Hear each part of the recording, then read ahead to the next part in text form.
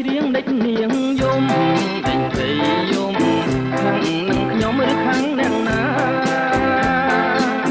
បងស្រែកច្រៀងដេចនាងយំដេចព្រៃយំខាងនឹងខ្ញុំឬខាងអ្នកណាឬសប្បាយព្រោះយើងបានជួបគ្នាឬយ៉ាងណាសូមជីវ៉ាប្រដេឬសំបងជាអ្នកជំរៀងរឿងមួយនាងក៏ណោភ្លៀងបណ្ដាលរៀបរេសំបងជាអ្នកជំរៀងរឿងមួយនាងក៏ណោភ្លៀងបណ្ដាលរៀបរេក៏ណោគាត់ចំរៀងនាងដែរឬមួយស្រីនឹកអាឡ័យដល់គូស្នេហាឈប់យំទៅបើឲ្យបងជ្រាបអើយបងទីបងទេនាងជាម្ចាស់ចន្ទាយំទៅបើឲ្យបងជ្រាបអើយបងទីបងទេនាងជាម្ចាស់ចន្ទាណាមកស្មោះត្រាអសង្ខារំសងខារៀមរាដល់ដែរ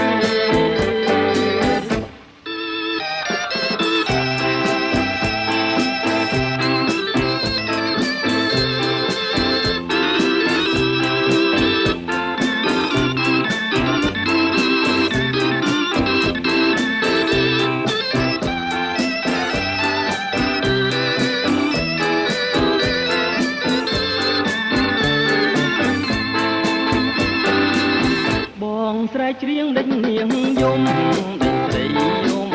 ខាងនឹងខ្ញុំឬខាងអ្នកណាបងស្រែកច្រៀងដេចនាងយំដេចស្រីយំខាងនឹងខ្ញុំឬខាងអ្នកណា